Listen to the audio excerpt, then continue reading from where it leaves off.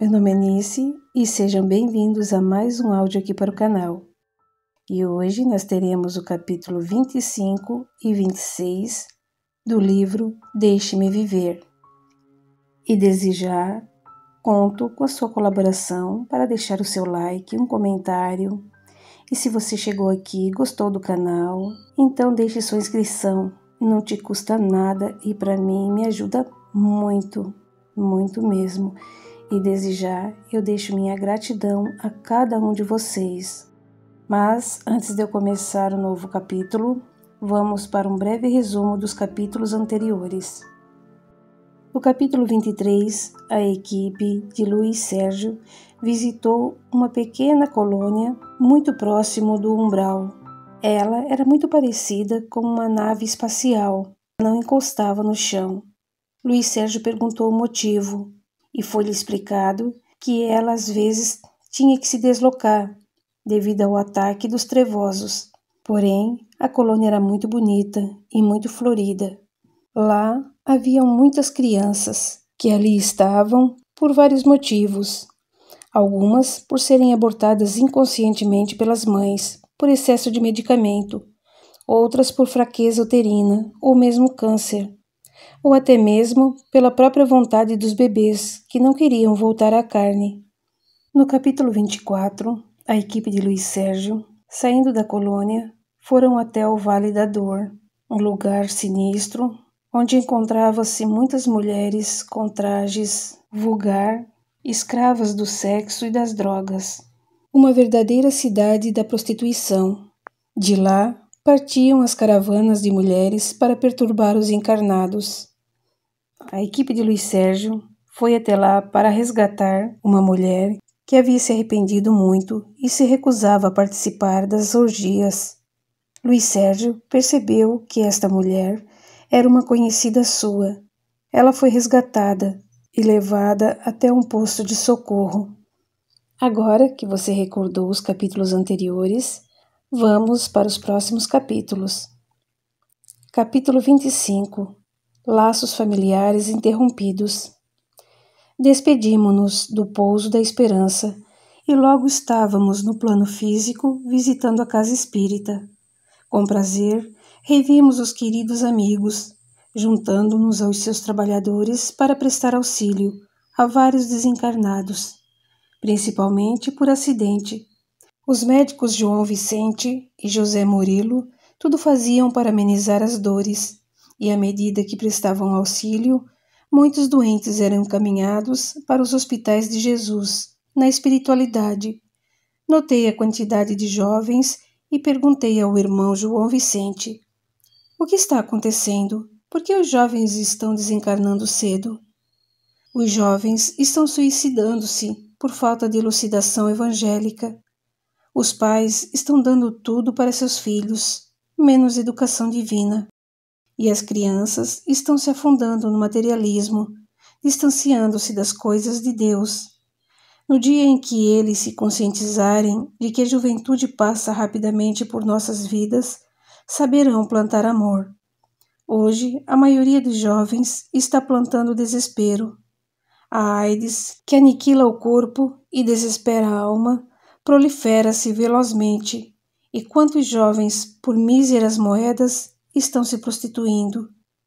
O automóvel, que foi criado para o conforto do homem, tornou-se arma perigosa aos imprudentes. Ao entrar em um veículo, muitos perdem a noção do dever, que é respeitar o seu próximo, correm sem disciplina, fazem manobras violentas e, diante disso tudo, ainda se julgam os tais. Um jovem cauteloso com as leis de Deus não abusa do seu direito de cidadão. Hoje, Luiz Sérgio, muitos jovens pensam que jamais irão envelhecer e, sem caráter, gastam o dinheiro dos pais e ainda os envergonham. Mas, doutor, já vi muitos jovens espíritas também praticando atos indignos de desrespeito ao próximo. Sinto contestá-lo. Espíritas não. Jovens que conhecem a doutrina, mas ela não está em seus corações. A doutrina espírita é Cristo em ação. Aquele que se diz espírita muitas vezes a conhece, mas não a pratica. O jovem espírita abraça o sacerdócio da fé, da esperança e da caridade. Ele não fuma, não bebe, não pratica atos obscenos, não violenta o seu próximo, apenas luta para que a sociedade onde vive seja mais digna. Estamos falando aqui de espírito que está em nova roupagem, porque para nós não existem jovens nem velhos, e sim espíritos que precisam evoluir. Irmão, ali no quarto 6, vimos muitas crianças que desencarnaram com drogas. Todas são consideradas suicidas? Sim, qualquer morte provocada é suicídio.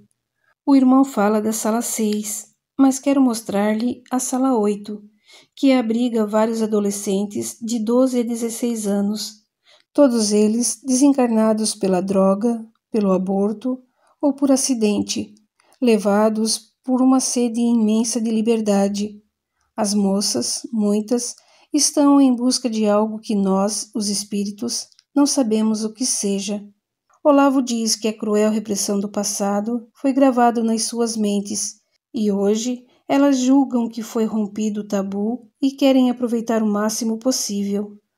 Nessas orgias exacerbadas pela droga, encontram a morte prematura, que tanto as faz gritar por socorro. A jovem moderna, sem educação religiosa, está atropelando o destino, forçando os acontecimentos. Está se tornando mulher muito cedo e também chegando cedo aos sofrimentos. Vamos até a sala 8. Fiquei um pouco pensativo. Posso, Dr. Zeus? Se o irmão desejar, mostrar-lhe-emos as doenças. Se você, Luiz, assim o quiser, fazemos votos que a aula seja proveitosa. Não pensei duas vezes. Logo estava eu junto ao Dr. João Vicente, na sala 8, que vamos chamar de enfermaria, onde várias meninas gritavam sem cessar. Todas elas, amarradas às camas, recebiam um banho de luz azul. O ambiente recendia a carne queimada, muito forte. Fitei aquelas faces, algumas lindíssimas, outras deformadas pelo ódio que havia em seus olhos.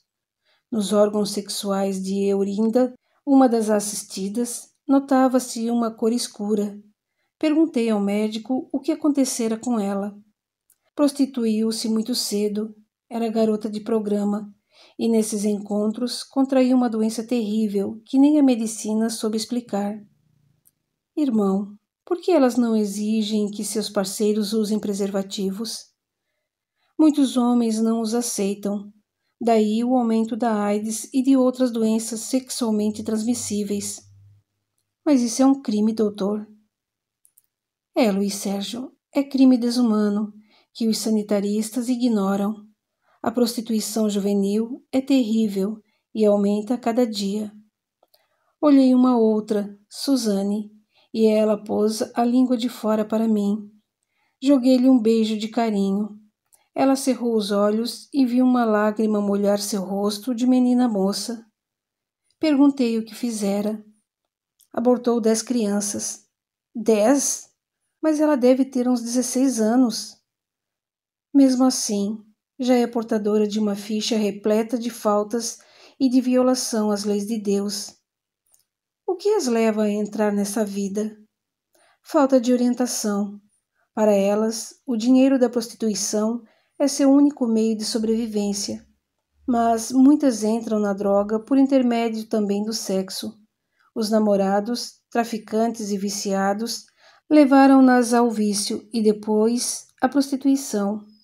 Está vendo aquela outra ali? É a Célia. Desencarnou com AIDS. Contraiu a doença através de um colega do seu irmão. Namorou-o e, como quase todos os namoros de hoje, o sexo estava incluído. Não sabia ela que ele era bissexual e, numa das relações, a doença alojou-se no seu organismo. Mas ela parece tão recatada. Sim, é uma boa menina, mas, como boa parte da sua geração, praticava o sexo descontroladamente. Ela também desejou entrar na onda de uma sociedade sem Deus. Sabe, doutor, os pais têm um pouco de culpa, não é mesmo? Temos a incumbência de curar, de amenizar, de encaminhar os doentes, mas quem pode julgá-los são eles mesmos, e creio eu que cada um sofre por demais.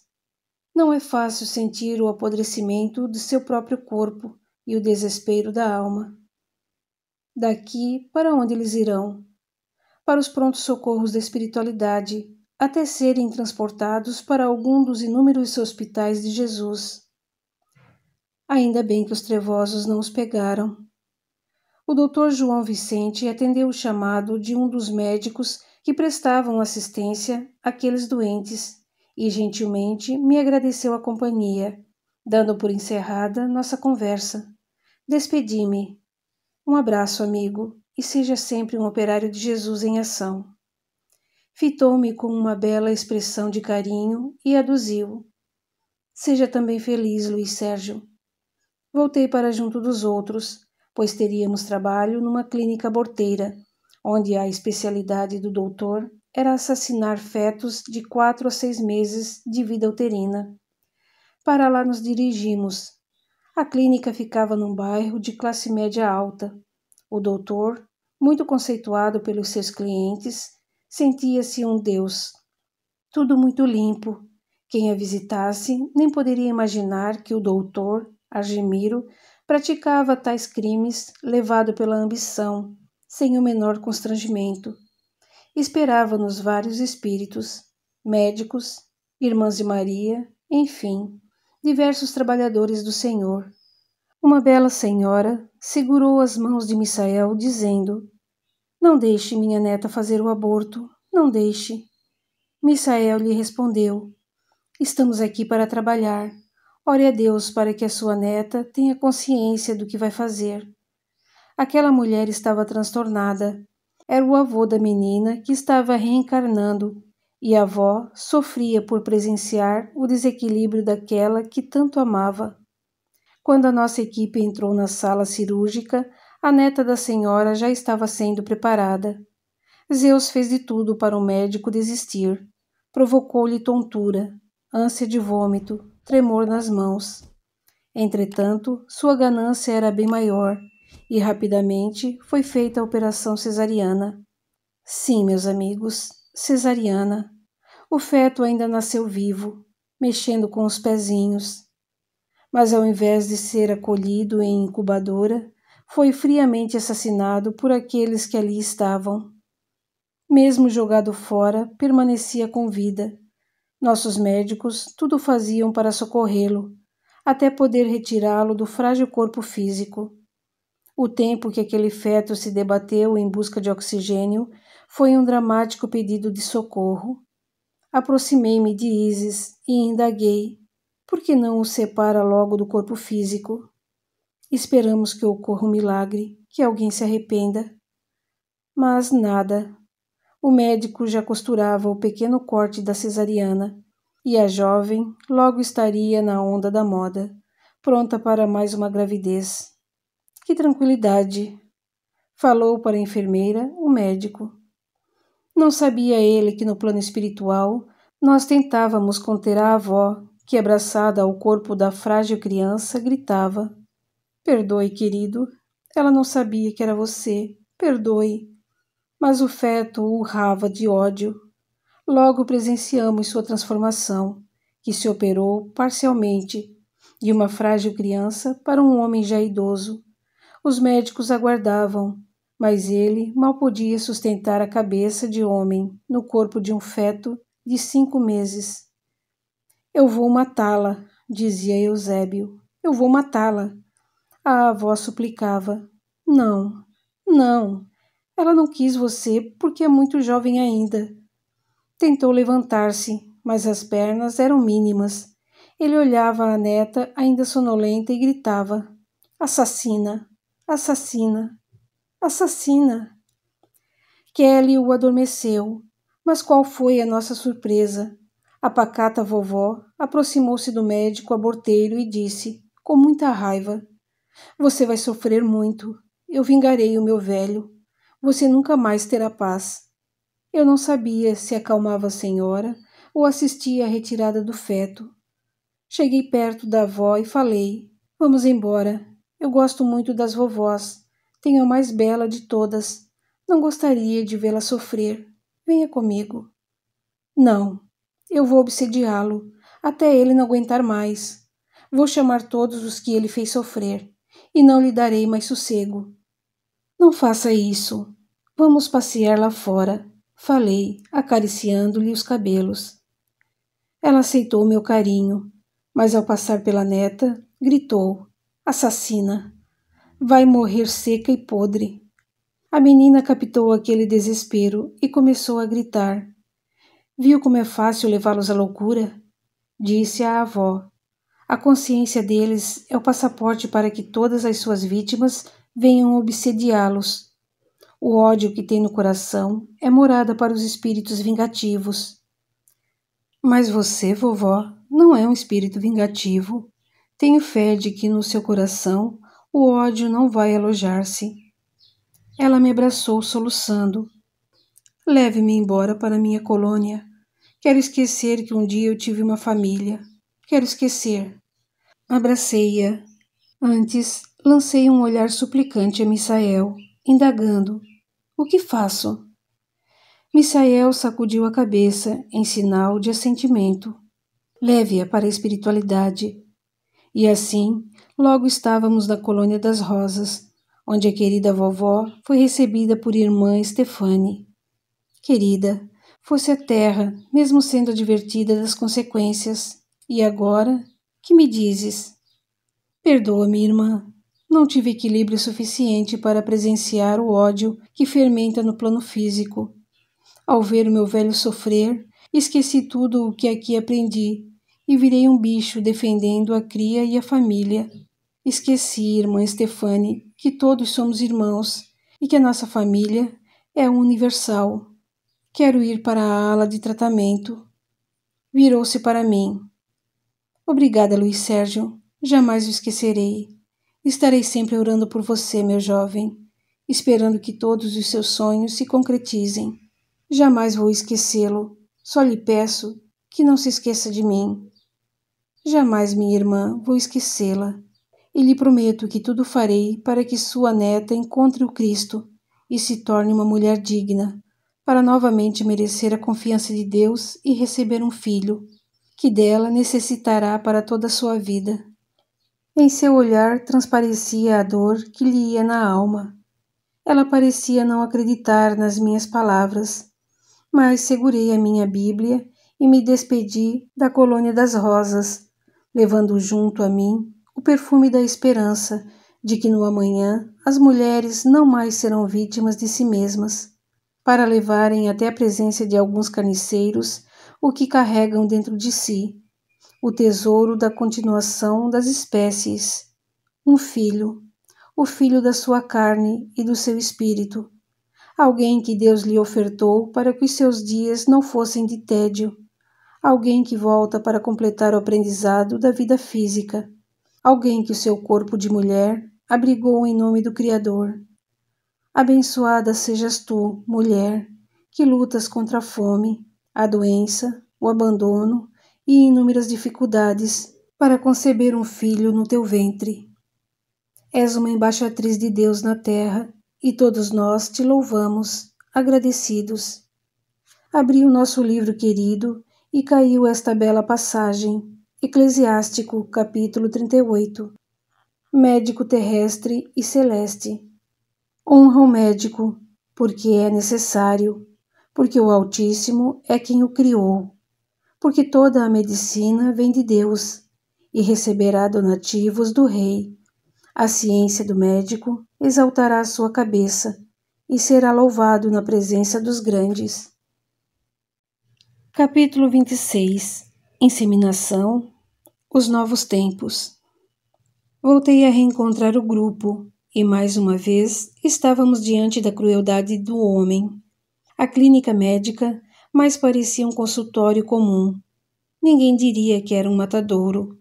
Ficamos na sala de espera conversando com Samuel, um dos socorristas dos abortados.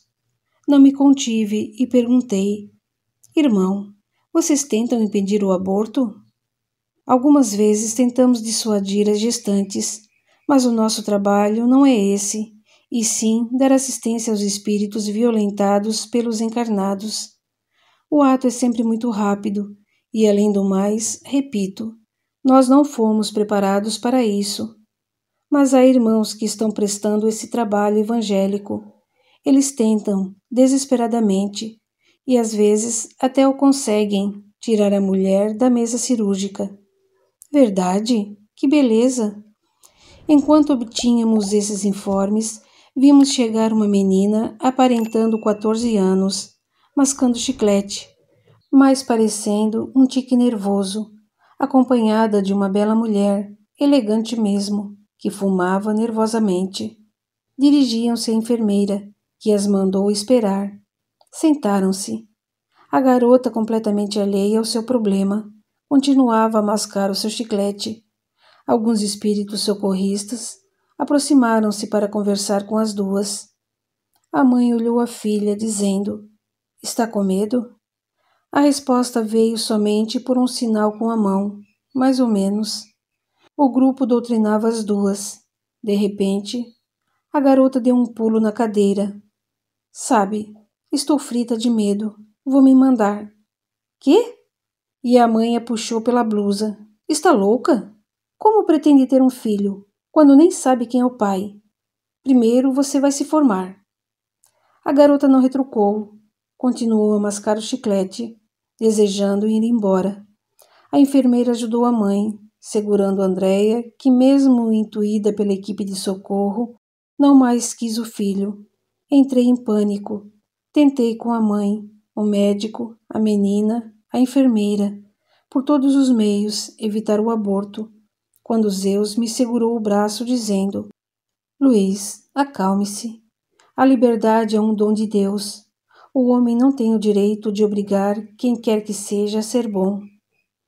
"Meu Deus, mas essa menina vai se arrepender, estragar sua saúde." "Irmão Luiz Sérgio, ela está com um clínico." "Clínico? Para mim é um carniceiro." Ele esboçou um sorriso e nós, orando, testemunhávamos mais um assassinato frio e cruel. Tudo acontecia normalmente, até notarmos que algo estava errado. Os nossos médicos correram a ajudar Andréa, que em minutos respirava com dificuldade, e por mais que o aborteiro fizesse, ela foi separando-se do corpo físico. O auxílio ao feto de 3 meses, entretanto, continuou, mas sua mãe, na flor da idade, voltava ao mundo espiritual de maneira trágica. Andréa ainda lutava para não abandonar seu corpo físico, mas este, pouco a pouco, ia perdendo força. Sofrera uma parada cardíaca. Apesar dos esforços do médico para reanimá-la, Andréa viu-se desligada e ligada ao mesmo tempo. "Por que aqui não permanecem de plantão uma equipe do desencarne?" perguntei. "Porque a espiritualidade não pode prever que desencarnem todas as mulheres que aqui vêm para abortar. Existem equipes para socorrer o feto." "E Andréa, por que está tão ligada ao corpo físico? Ela é suicida?" "Não é suicida. Ela sofreu um assassinato, só isso. E nesses minutos só nos resta aguardar." Mal terminou de falar, deu entrada a equipe de socorro para prestar assistência ao bebê e à mãe. Mesmo assim, demorou um pouco o desligamento de Andréa. O médico tentou dar explicações à mãe, mas esta ficou furiosa, desejando processá-lo. Nós fomos saindo devagar, pois não tínhamos mais o que fazer ali. Afastamo-nos, levando na lembrança a destruição de um ser. "Triste, Sérgio?" indagou-me Misael, ao ver meu ar desolado. Respondi: "Arrasado. Será que o carniceiro vai ser preso?" "Creio que não. Esta clínica está muito bem protegida pelas aparências sociais. E a mãe de Andréa não vai dar parte do médico?" "Não, porque ela está muito comprometida, e depois, Andréa, para todos os efeitos, preparou-se para ser submetida a uma operação nesta clínica.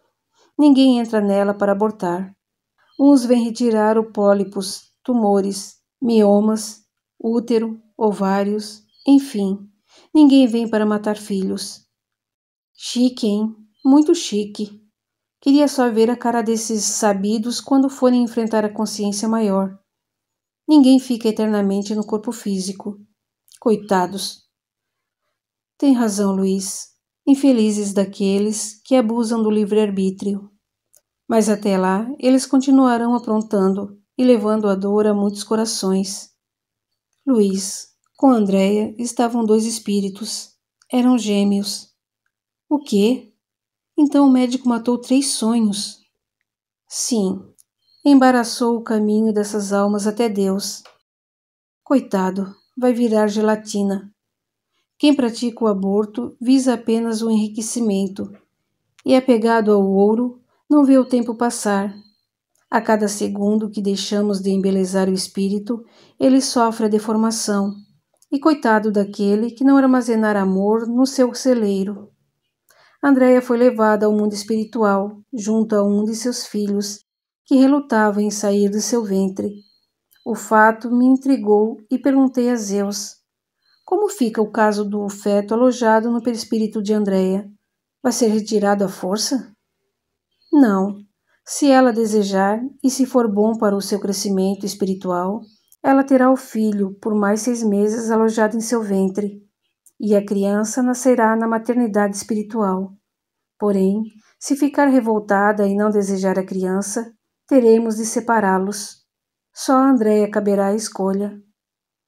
Então, se ela plasmar a criança no seu ventre, ela crescerá no mundo espiritual? Como Deus é bom! Se Andréia desejar, ela será mãe no plano espiritual. Era muito para minha cabeça. Cheguei ao centro espírita e fui descansar, mas nada me tirava da mente a cena do aborto. Recordei a estatística colhida pelo Departamento da Reencarnação, quando se constata que cerca de 4 a 6 milhões de brasileiras se submetem a um aborto a cada ano. Entre essas mulheres, pelo menos 1/3 são adolescentes, com idades variáveis de 12 a 20 anos. Sabemos também que 10% das mulheres que provocam um aborto morrem ou se tornam vítimas de graves sequelas, como peritonite e superação dos ovários. A esterilidade é frequente em mulheres que sofrem abortos mal realizados, principalmente quando as trompas ficam obstruídas. Eu pensava, como pode a sociedade ficar impassível a tantos assassinatos bárbaros, fingindo ignorá-los? Aloísio convidou-me a orar, e como bom entendedor, compreendi que só a prece acalma um espírito em desequilíbrio. No outro dia, bem cedo, estava eu no auditório esperando meus irmãos, e com prazer os recebi, amando a cada um deles. Depois de uma breve preleção sobre a vida, feita por Misael, fomos informados de que iríamos a um determinado hospital, onde o médico, com M maiúsculo, dava à mulher e à sociedade exemplos de caráter e respeito ao sacerdócio da medicina. Enquanto alguns homens covardemente matam sem piedade, outros lutam pela vida. À nossa frente surgiu um belo hospital, belo no sentido das vibrações de amor e respeito que o circundavam. Sim, meus irmãos, ali uma equipe de alguns médicos cooperava para a vinda de espíritos para o plano físico. Trabalhavam com afinco para que houvesse a fecundação. O hospital era modesto, mas possuía moderníssimos aparelhos que pareciam ter vindo da espiritualidade maior. Acompanhamos a consulta de Sabrina, entrevistas, pedidos de exames, enfim, várias etapas. Iniciado o tratamento, percebemos que a ovulação da nossa irmã fora estimulada com doses hormonais. Pelos exames, fica-se ciente, com precisão, do momento em que o óvulo fica maduro. Aí, o médico faz a devida colheita através da vagina, com o auxílio de ultrassonografia. Após a retirada dos óvulos, eles permanecem cerca de 6 horas numa estufa. Depois de coletado o sêmen, dá-se a inseminação numa pequena cuba. Foi o que aconteceu com Sabrina. Assistimos à fertilização, não esquecendo de dizer que no local Os construtores espirituais, atentos, ajudavam os encarnados, tendo como dirigente o Dr. Nagy. Esses construtores efetuaram a escolha do espermatozoide e este, ajudado pelos técnicos, recebia impulso extra através da força magnética de todos os construtores. Olhares fixos no espermatozoide. Eles o iluminavam com tamanha força mental que quase não percebemos o momento do encontro, tal a rapidez com que tudo acontecia. O óvulo, iluminado por uma força superior, estava à espera do veloz viajante, o espermatozoide. Foi feita então a união dos gametas masculino e feminino, formando agora uma só vida. Nagy me pareceu um artista, tocando com suas mãos dadivosas aquele facho de luz, como se desse ao ovo os últimos retoques. Todos nós orávamos em silêncio, enquanto o ovo fecundado era recolocado na estufa, cuja temperatura era controlada por gases coloridos. Durante algumas horas, a vida estaria fora do útero. Técnicos divinos, encarnados e desencarnados, vibravam numa só faixa, a do amor, para que aquele espírito pudesse voltar à Terra, ao contrário daqueles que impiedosamente aniquilam embriões e fetos. Há mulheres e mulheres. Umas desejam ter filhos, outras nem se tocam para a sublime missão de mãe. Confesso que eu nem piscava. As lágrimas rolaram pelo meu rosto no momento em que Sabrina, protegida por Jesus e pelos médicos dos dois planos, recebeu o filho no seu ventre. Nagy ajudava os médicos na transferência do embrião. Aquela relíquia, o embrião, era colocado amorosamente no útero de Sabrina. O trabalho não parava ali. As equipes encarnadas e desencarnadas iam continuar vibrando para a gestação chegar ao fim em completo êxito. Nagy é um dos médicos do Departamento da Fertilidade e eu quis conhecer sua equipe. A irmã Salete é andrologista, o Dr. Alexandre, geneticista, e outros médicos que não me foi dado acercar-me deles, pois outra inseminação seria feita. E agora? Ainda há perigo de aborto, doutora Salete? Sim, pode ocorrer, mas temos fé de que o organismo material vai alimentar bem o nosso irmãozinho. Esperamos que ele tenha força suficiente para atuar, mesmo encontrando-se em forma reduzida, e que parta em busca dos elementos que o fortaleçam no plano físico. Obrigado, irmã. Assim, deixamos aqueles construtores da vida. Com que amor olhei a equipe encarnada e não me contive. Beijei a mão do chefe. Ele sentiu a vibração e se emocionou, mas ainda mais o meu coração, por constatar que, ao mesmo tempo em que péssimos profissionais assassinam, os verdadeiros médicos lutam pelo direito de se viver. Benditas as equipes que cooperam com o Departamento da Fertilidade. Que Deus os abençoe. Continua no capítulo 27. Até lá!